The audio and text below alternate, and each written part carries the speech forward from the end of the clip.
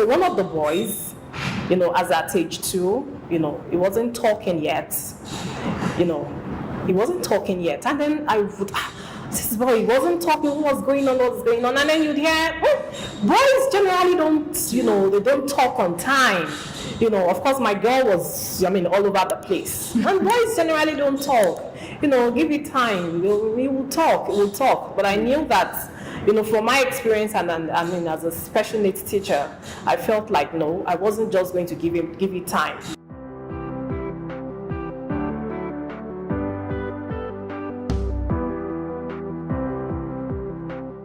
Good morning or good afternoon or good evening, wherever you're watching us from. I'm Dr. Kimberly Scarlett. I'm the head of school for Anthos House, and this is our second podcast, and we're very excited, and we really very much enjoyed the first one. We hope you enjoyed it and learned a lot also. With me today again is... Yes, hello everybody. My name is Mrs. Foluso Ogunsanya. I'm a Chartered Educational Assessor. It was really interesting answering some of your questions the last time. And our special guest today is... Hi everyone, I'm Mrs. Foluso Ogunsanya. I'm a special needs teacher at Anthos House, and it's nice to be here today.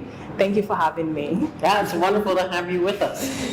So today we're talking about... Mrs. Ogunsanya. Yes, we're talking about the importance of early intervention in special needs. It's a very important topic, and we have a lot of questions to also answer today. So we're going to talk through all of them, and listen, you're going to enjoy yourself. All right, so go along with us. We have our Anthos Treasures box here. So we have questions that parents have asked, and we would answer those questions, and please listen, okay? I'm going to go first. I'm going to pick this, and the first question that I have here with me is, what exactly does early intervention mean in the context of children with special needs? So to answer that, early intervention, as it says, early means you're starting early. You're starting the intervention very early. In the first episode of our podcast, there was a question that Dr. Scollard asked me, and the question was, how early is early? And I recall that my response then was, as early as possible. We cannot put a particular age limit and say this is the time to start. As early as possible, really. So early intervention really is about intervening as early as possible. The thing about early intervention is that first of all it starts with early detection, and before you can even get to early detection, there has to be early assessment, then early detection, and then early intervention. All right, so the earlier the better, I would say, really. From my experience, what I can share is that when parents start early, when they start intervening early, I've seen that the young children, very young children, 2 years old, 3 years old, some of those symptoms, right, that the children were exhibiting start to reduce. And I think that is the beauty of it, because there are centers that their aim is to be able to mainstream students at the end of the day, young children. So when they start from maybe a school or a center that is focused on early intervention, they start to receive intervention and all of the treatment.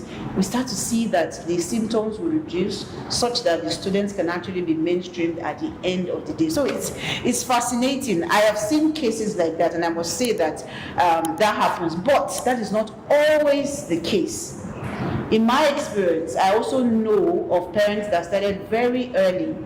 The students or the children made progress and then they regressed. They made progress, they regressed, and then so such parents are actually very discouraged, and they're like, I started very early, what more do I need to do? What do you think, Dr. Scarlett? Yeah, no, I absolutely agree. I mean, early intervention is the key to everything. It's like anything. If your child, if you've noticed something, and we've actually had parents of infants, 3, 4, 5 months old, who have said, my child is displaying this. I don't think you can start early enough. You bring the notice to your pediatrician, to your obstetrician, even if you're still connected with that, because once again, it's not going to hurt your child to have testing. It's not going to hurt to be that aware, or to ask questions, or to see a doctor, or to see a psychologist, or see a special needs. It's only going to help. And the whole idea is the sooner the better. Yes, Because it gives, I think, the most opportunity. Yes. And it's not always like anything.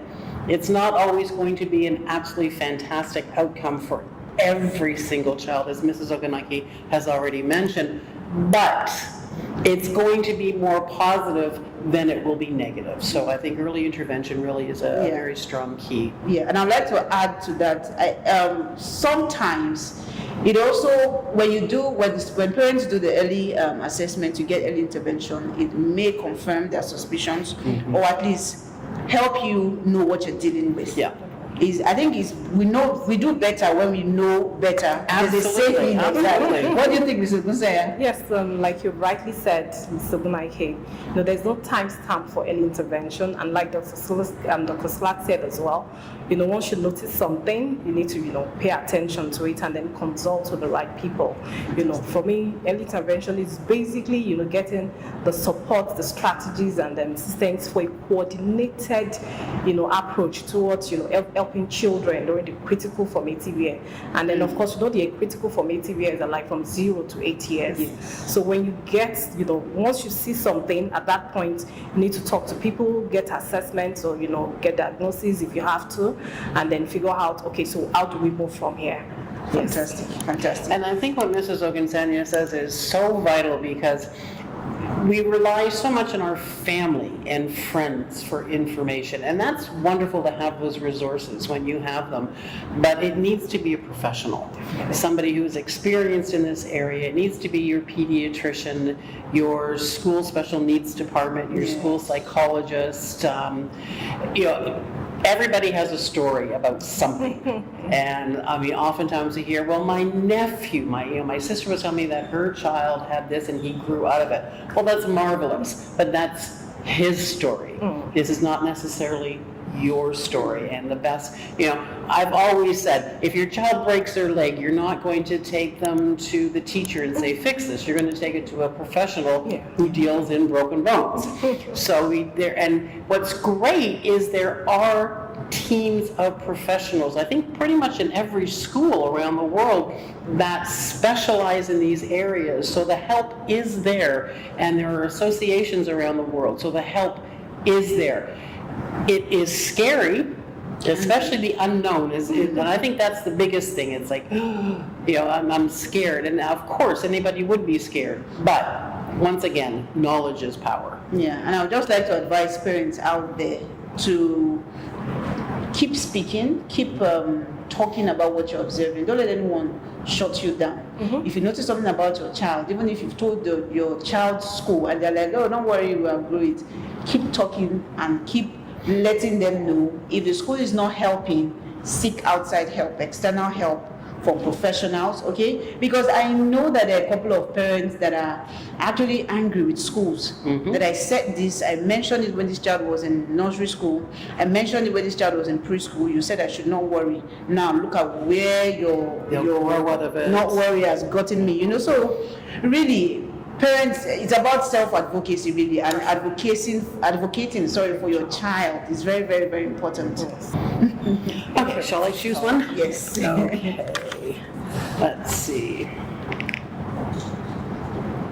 Oh, all right. So this is actually about you.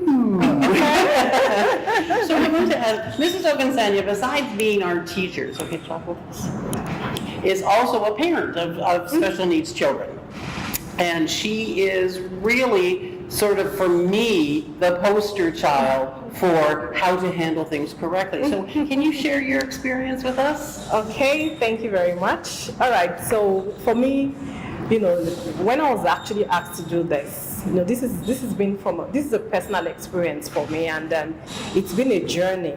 And then, we've rightly enumerated, early intervention is key. For my kids, I have a set of triplets. I have 2 boys and a girl.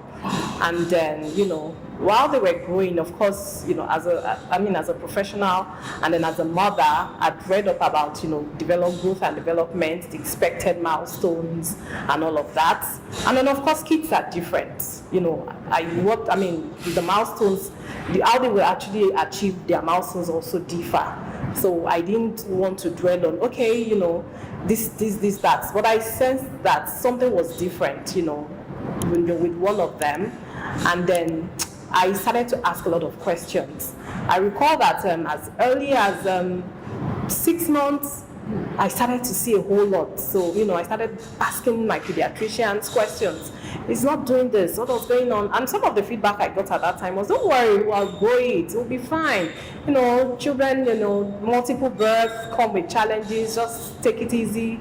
But I sensed that, I needed more.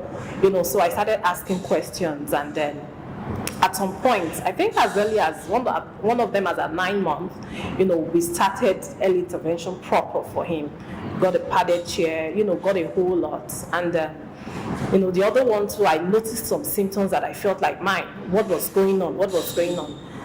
And then spoke with my colleagues, professionals, spoke with doctors, and then started intervention for them as early as we could. And then, it's been a journey, but they are growing, and then they are doing well, So that's been my experience so far. It's well done.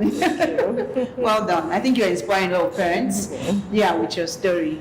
So really, just to add to that, keep asking questions. Do not stop at one person, and collaborate with your child's school as well, because sometimes it's easy to say, oh, the school is not listening to you. Sometimes the school is also speaking.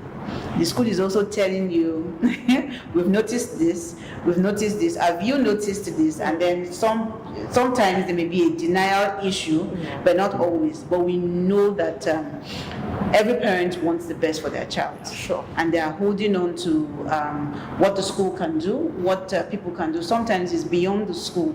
So in summary, I would say collaborate with the school and seek help, just like Mr. Ogunsanya did. Keep asking questions. When you look at your child and you go like, something is not right, that is the time you keep asking questions and checking, do your research, and you can always come to Anthos House to ask questions. Yes. Our doors are open. If you're in Nigeria, you can come to Anthos. If you're anywhere else, you can actually reach out to us too, and we can help. Yes. So take this and just hold on to it, that children are more impressionable. That is the reason why early intervention works. Yeah. It means that you can impress on them the intervention. You would see that the time for progress, or the time for you to see progress, will be shorter. When they are formed, they are older, the time for progress is a whole lot longer.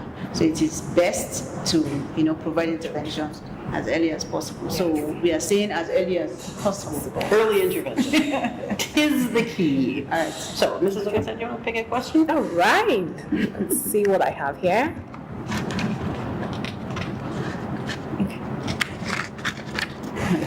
All right. So it says, are there any misconceptions or myths about early interventions that you would like to debunk?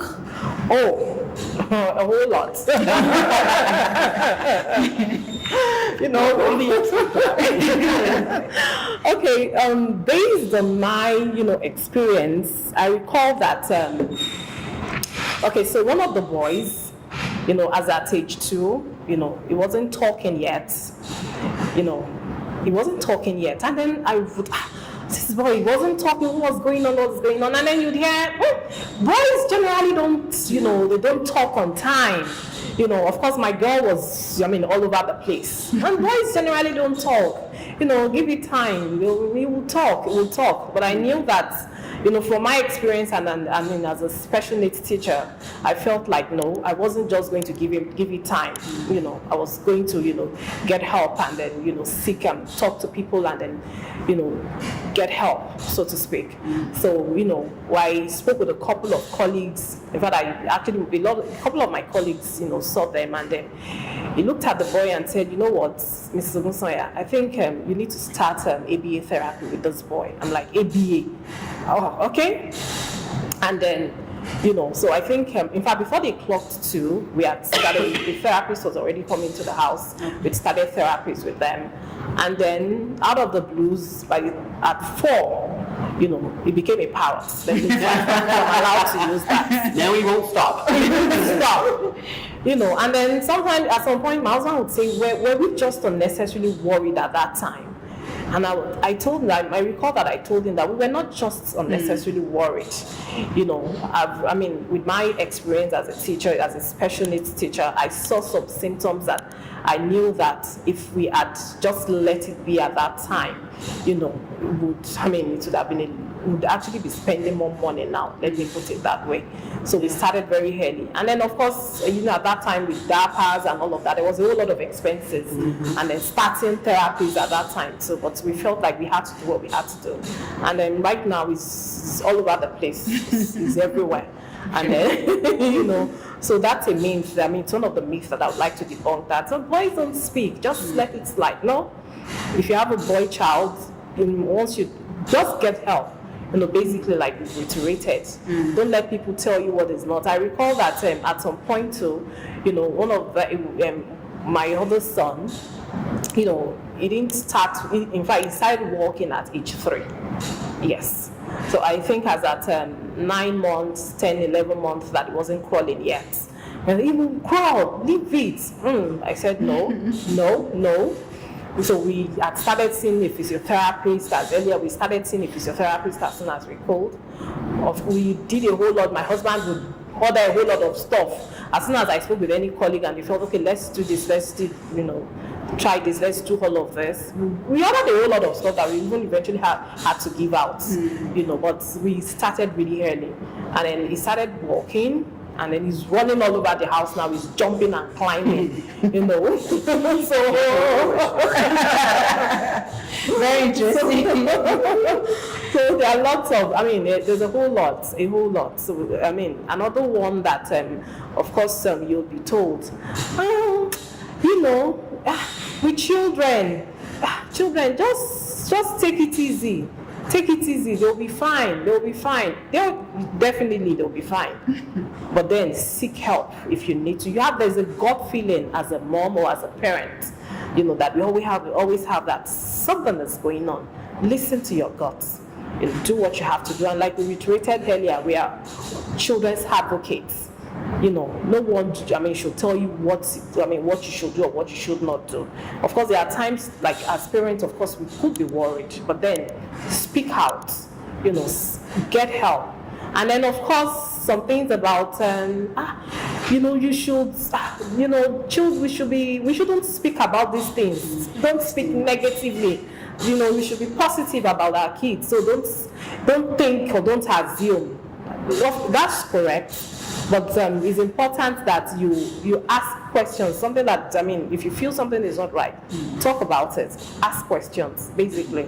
That's what I'll say. So I'm sorry. Okay. That's very good advice, because I cannot underscore the importance of early intervention, because it really is the key to help putting things in place. And as parents, you want the best for your children.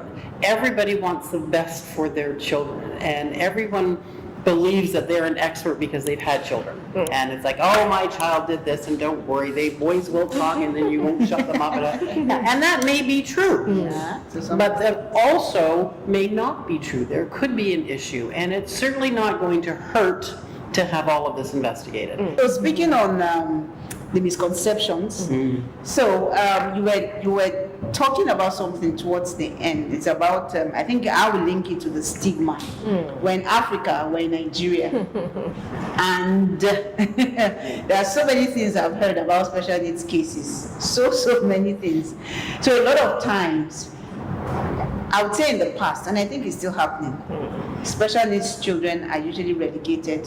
They are sent to the village to stay with grandma because of the stigma. Because you don't want people to say, what kind of child is that? Is your child normal? What is wrong with your child? And then the parents too don't want to, start answering a lot of questions when they bring out these students, right? So the stigma alone is a misconception to think that because your child has special needs, the child cannot live a normal life. No, that is not true. Really, another misconception is the talk about special needs students being lazy.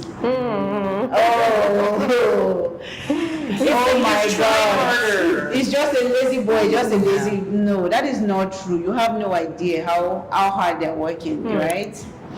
All right. Seriously, I think I'd like to spend a minute on that because we do hear that a lot, and you really don't have an idea how hard our special needs children work, and they have to work every minute of every day. They don't really get any time off because for them to just communicate the thought process they have to go through, for them to write letters, numbers, just to learn what they have to go through. It is just, extraordinary effort they have to do, and you don't always see it, but it's there. And one of the things that's very interesting for us here at Anthos House is we've had students for multiple years now, and we can now actually just look at where they started and where they are now.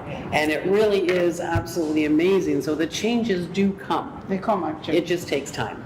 All right, so for you watching this podcast, we'd like you to drop in the comments some of the misconceptions about special needs that you've heard about, or that you know, or that you held as truth before but has been debunked, and we'll do justice to that, right? Yes, absolutely. All right. Okay, so I think it's my turn.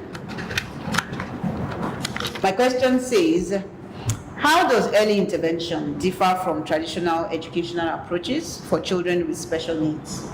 Now, what comes to mind is, in my interpretation of this question, is what is the difference between a child going to the mainstream school, regular schooling, going to primary school and secondary school? How does that differ from special needs intervention or early intervention, more to say?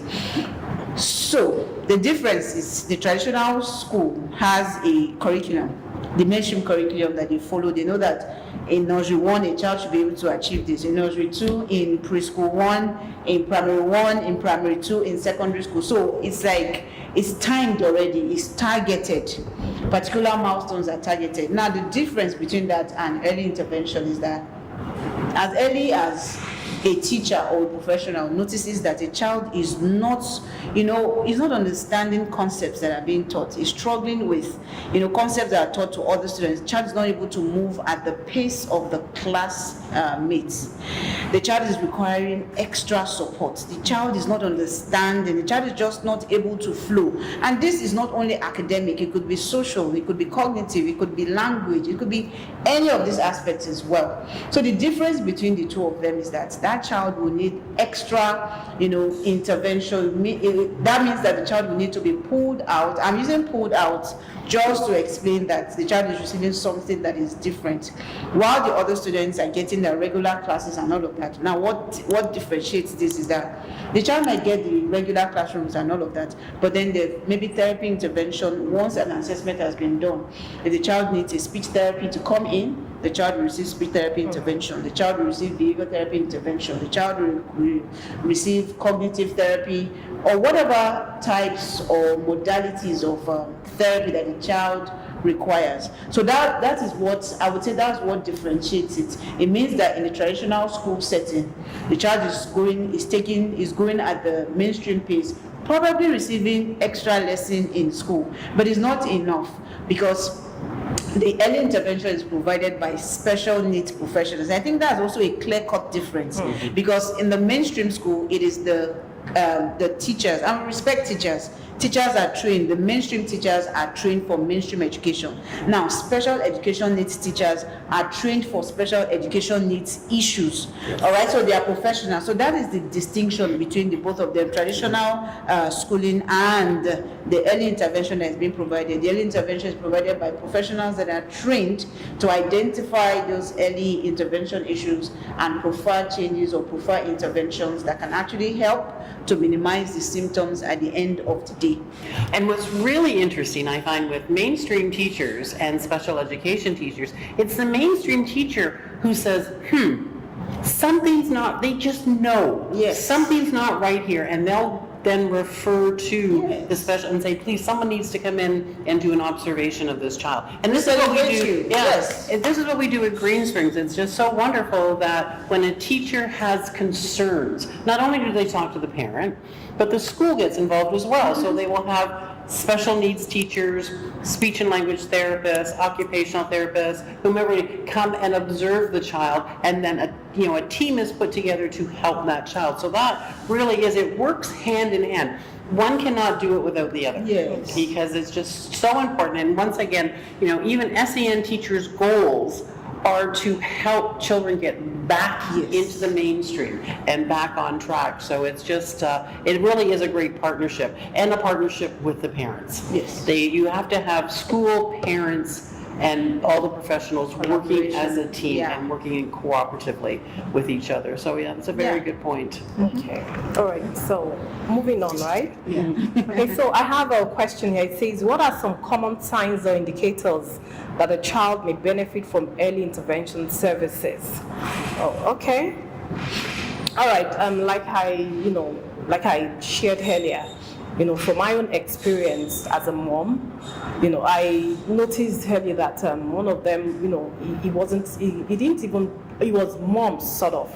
It's expected that a child should babble at some point, he should make some sounds, and then from there begin to string sounds into words and then say dada, mama, baba, and all of that. I didn't get any of that, so I became worried. Why wasn't he saying anything?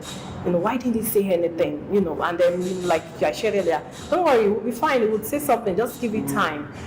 So at that point I knew that, something was, I had, to seek help and, speak out.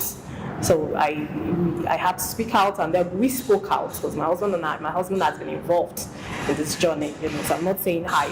We spoke out, we sought help, yes. And then, so we started with them. We got a lot of professionals involved, and then, we started therapies, with them, because basically the two boys, we started therapies with them, and then, it's a journey, It's a journey. So what you're saying, Mr. Ogunsanya, what I hear you saying is this: it is really focused on meeting the developmental milestones. Once a child or once children begin to miss achieving these developmental milestones, it's a good time to seek help, yes, and to say, okay, there's something not right here. Yes, definitely. So watch out for the developmental milestones, yes, and then if there's any gap at some point, no matter how it may seem like, it's not a big deal, please talk about it. Yeah. And we do know that not all children meet their developmental milestones exactly the same. So it doesn't mean that when they turn 6 months, every child across the world is like, bing, this is going to happen. But within reason. So if your child is not meeting them, that is a red flag. And even if it's just, a short time out, you really should watch it, and that's when you really start talking. And, hopefully you have a good support system that will help you define all of this. And I think what's great is the research you did, and because Mrs. Ogunsanya is a special needs teacher, having that understanding and that education in that area certainly, I'm sure, help. But as a parent, oftentimes that doesn't help, because it's still, these are now my children, and I have, all these different stresses with it. So I think you've done an amazing job, and your children will definitely benefit from it. So what about people that are saying, God forbid, my child is not this, God forbid, my child is not this, God forbid. Yeah. We know it can be very scary, and no one wants their child to have issues or anything like that. But remember, God created doctors, God created psychologists. The same thing. Yeah. So the professionals may just be the answer to your prayers, actually. I think in the last podcast we discussed that there is help. Help is there. We just have to be open to it. And we do know it's scary. And we know that people are going to talk, everyone's going to have their opinion. But at the end of the day, this is your child, and he or she deserves the best possible outcome that can happen, and that is through intervention. Okay, so I guess my turn next. The next question we have is, what advice would you give to parents and caregivers who suspect their child may have special needs and are considering early intervention? Well, I think we've actually covered that. I think the very first piece of advice I would give is to take a deep breath. Just breathe. Then start asking questions. Ask questions of your school. Ask questions of your pediatrician.